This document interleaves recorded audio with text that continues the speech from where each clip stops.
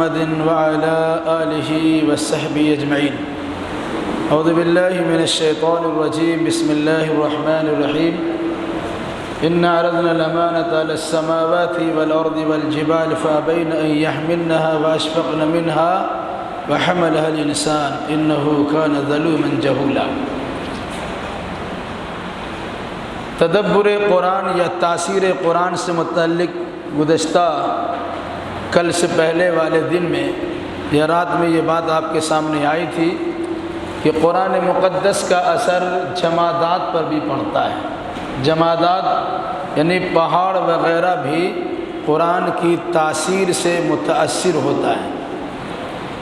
آج کے درس میں انشاءاللہ الرحمن وہ باتیں آپ کے سامنے آئیں گی کہ احکام شریعہ یا قوانین شریعہ اللہ تبارک و تعالیٰ نے جب ایسے بوجھ کو اور اس قسم کے بارے گراں کو آسمان کو دیا، زمین کو دیا اور پہاڑ کو دیا، تو ان تینوں مخلوقات نے اس بارے گراں کے بوجھ کے اٹھانے سے انکار کر دیا، کیونکہ ان کو ڈر محسوس ہوا کہ کہیں ایسا نہ ہو کہ ذمہ داری تو لے لیں لیکن اس کے مطابق اس کا حق ادا نہیں کر سکے، پھر اللہ تبارک و تعالیٰ کی گرفت اور پکڑ میں چلے آئیں. چنانچہ قرآن مقدس کہتا ہے اِنَّا عَرَضْنَا الْأَمَانَةَ عَلَى السَّمَاوَاتِ وَالْأَرْضِ وَالْجِبَالِ. ہم نے امانت کو آسمانوں پر، زمینوں پر اور پہاڑوں پر پیش کیا. فَأَبَيْنَ أَن يَحْمِلْنَهَا وَأَشْفَقْنَ مِنْهَا. تو ان تینوں مخلوقات نے اس بارے گراں کے اٹھانے سے انکار کر دیا. وَأَشْفَقْنَ مِنْهَا، اور اس امانت کے بوجھ کے سلسلے میں ڈر محسوس کرنے لگے. وَحَمَلَهَا الْإِنسان، لیکن انسان نے اسے اٹھا لیا. إِنَّهُ كَانَ ظَلُومًا جَهُولًا، یقیناً انسان بڑا ظالم بھی ہے اور جاہل بھی ہے. قرآن مقدس کی اس آیت کریمہ میں بیان کردہ لفظ امانت سے مراد کیا ہے؟ مراد احکام شریعت ہے یا قوانین شریعت ہے. اللہ نے انسانوں سے پہلے آسمانوں کو اور زمینوں کو اور پہاڑوں کو یہ ذمہ داری دی کہ ہم تمہیں ذمہ دار مخلوق کی حیثیت سے دیکھنا چاہتے ہیں، اور یہ فلاں فلاں قوانین ہماری جانب سے ہیں، تم اس کے مطابق عمل پیرا ہوتے ہو کہ نہیں ہوتے ہو، یہ تمہارے سامنے قوانین شریعت ہے، اسے قبول کر لو. لیکن پہاڑ نے اپنی اونچائی کے باوجود، زمین نے اپنی چوڑائی کے باوجود، اور پہاڑ نے اپنی صلابت و سختی کے باوجود اللہ کی جانب سے پیش کردہ اس امانت کے بوجھ کے اٹھانے سے انکار کر دیا کہ نہیں اللہ ہم تو نہیں لے سکتے. کیوں؟ ان کو ڈر ہوا اگر ابھی ہم لے لیتے ہیں، ذمہ داری قبول کرتے ہیں، لیکن ذمہ داری کے قبول کرنے کے بعد اس کا حق ادا نہیں کرتے ہیں، تو پھر اللہ تبارک و تعالیٰ کے عذاب سے ہم بچ نہیں سکتے. اندازہ لگائیے، آسمان کو اللہ کا ڈر، زمین کو اللہ کا ڈر، پہاڑ جیسی سخت چیز کو بھی اللہ کے عذاب کا ڈر، لیکن انسان بڑا نڈر ہے، بے خوف و خطر. جب اس کے سامنے پیش ہوا تو کہا ٹھیک ہے ہم اسے لے لیتے ہیں. وَحَمَلَهَا الْإِنسان، انسان نے اس ذمہ داری کو اٹھا لیا اور اس بارے گراں کے بوجھ کو اپنے ناتواں کندھے پر اٹھانے کی تیاری کی. کہا ٹھیک ہے. اس کے بعد قرآن کیا کہتا ہے؟ ذمہ داری کے بوجھ کے اٹھانے کے بعد اللہ کی جانب سے فوراً جملہ یہ ہونا چاہے واہ تم نے کیا بوجھ اٹھانے کی ٹھان لی ہے. سراہنا ہونی چاہیے، تعریف اور پرشنسا ہونی چاہیے لیکن قرآن کہتے ہیں انہ کان ظلوما جہولا، انسان تو بڑا ظالم اور بڑا جاہل ہے۔ ایک طرف قرآن کے بیان کے مطابق ذمہ داری کا بوجھ اٹھانے کے لیے تیار بھی ہوا، دوسری جانب اللہ کی جانب سے ظالم و جاہل کا فتویٰ بھی مل رہا ہے۔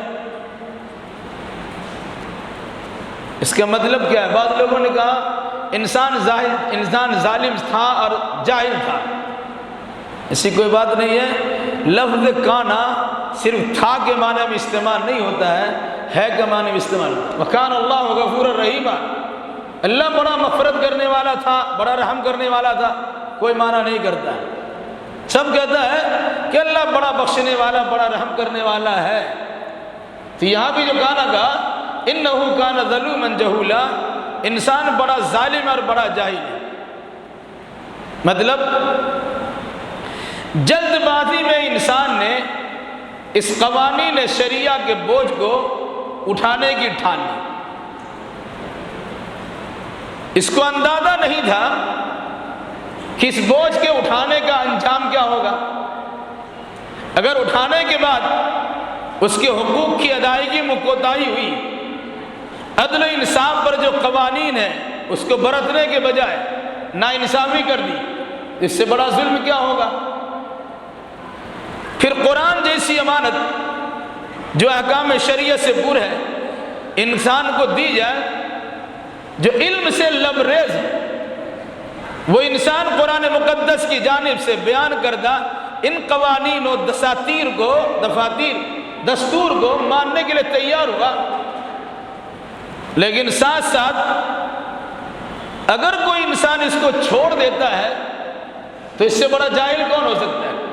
اب دیکھ لیجئے، جس قرآن کے پہلی آیت کا پہلا لفظ اقرا ہے، جس قرآن کے پہلی آیت کا پہلا لفظ اقرا ہے، جو علم کی فضیلت پر مشتمل ہے، اس قرآن پر جان نشاور کرنے کے دعوے دار انسان اتنا ہی بڑا جاہل ہے۔ تکلیف نہ ہو، کتنے بار ابھی تک آپ نے ایک مرتبہ بھی قرآن مقدس کو ترجمہ کی مدد سے پڑھا ہے؟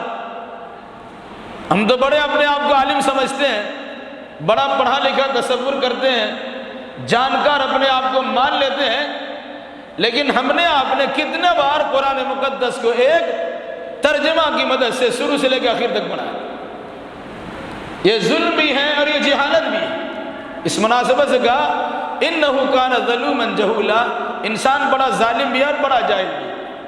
وہ عمل کے اعتبار سے کہا کہ جلد بازی میں انسان نے بوجھ تو اٹھا لیا، لیکن اس میں جو قوانین عدلیہ، عدل کے مطابق جو باتیں بیان کی گئی ہیں، انسان اتنا عدل کے پیمانے کو پورا کرنے کے لیے تیار نہیں ہوتا ہے، وہ ظالم ہو جائے گا۔ اور اس میں جو علم کے موتی بکھیرے گئے ہیں، اس سے اپنے دامن کو بھرنے سے محرومی کے نتیجے میں انسان بڑا ظالم ہو جائے گا۔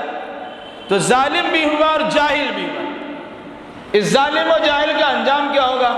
لِيُعَذِّبَ اللَّهُ الْمُنَافِقِينَ وَالْمُنَافِقَاتِ وَالْمُشْرِكِينَ وَالْمُشْرِكَاتِ، تاکہ اللہ منافق مرد و عورت کو اور مشرک مرد و عورت کو عذاب سے دوچار کرے۔ اگر ہم نے قرآن کو ماننے کے لیے دعویٰ کیا ہے لیکن قرآن پر عمل کرنے کے لیے تیار نہیں ہے، تو پھر اللہ کے عذاب سے دوچار ہونے کے لیے تیار ہے۔ پھر ہمارا ایمان نفاق سے پاک نہیں ہے، یا ہمارا ایمان شرک سے پاک نہیں ہے۔ نفاق بھی ہمارے اندر بھی ہے اور شرک بھی ہمارے اندر ہے، تو نتیجے کے طور پر عذاب سے دوچار ہونے کے لیے تیار نہیں ہے۔ ہاں، اب اگر کوئی انسان ایمان لانے کے بعد عمل صالح کرتا ہے، وَيَتُوبَ اللَّهُ عَلَى الْمُؤْمِنِينَ وَالْمُؤْمِنَاتِ وَكَانَ اللَّهُ غَفُورًا رَحِيمًا، اللہ تبارک و تعالیٰ مومن مرد و عورت پر توجہ کرتا ہے، نظر کرم کرتا ہے، رحمت کی نگاہ سے دیکھتا ہے، ان کی توبہ استغفار قبول کرتا ہے، ان کی خطا اور غلطی کو معاف کر دیتا ہے، کیونکہ اللہ بڑا معاف کرنے والا، بڑا رحم کرنے والا۔ تو قرآن کی تاثیر جمادات بھی قبول کرتی ہے، لیکن انسان ایک جانب تو بڑا کمزور پیدا کیا گیا ہے، دوسری جانب احکام شریعت کی خلاف ورزی کرنے میں بڑا بے خوف اور بڑا نڈر بھی پایا جاتا ہے۔ ہونا تو یہ چاہیے کہ آسمان نے، زمین نے، پہاڑ نے اللہ کے احکام کو ماننے سے انکار کر دیا اور وہ ڈر گئے اور انسان نے اسے اٹھایا ہے، تو کہیں زیادہ انسان کے اندر ڈر ہونا چاہیے، کہیں زیادہ انسان کو احساس ذمہ داری ہونی چاہیے کہ جب اس ذمہ داری کے بوجھ کو اٹھانے کی ہم نے کوشش کی ہے تو ضرور اس کے مطابق عمل کریں۔ اس لحاظ سے ہمیں قرآن مقدس کی آیت کریمہ کی روشنی میں اپنے بارے میں غور و فکر کرنا چاہیے، کہیں عدل و انصاف سکھانے والے قرآن کے ماننے کے باوجود ہم ظالم تو نہیں ہیں، اور علم سے لبریز کتاب کے پڑھنے کے باوجود ہم جاہل تو نہیں ہیں۔ اگر ظلم و جہالت ہماری جانب سے نمودار ہو جائے تو ہمیں بھی اللہ کے عذاب کے مزہ چکھنے کے لیے تیار رہنا چاہیے۔ اللہ ہمیں اور آپ پر جملہ مسلمانوں کو کتاب و سنت کی روشنی میں عقیدہ اعمال بجا لانے کی توفیق مرحمت فرمائے۔ اقول قولی ھذا واستغفر اللہ لی ولکم ولسائر المسلمین وآخر دعوانا ان الحمد للہ رب العالمین۔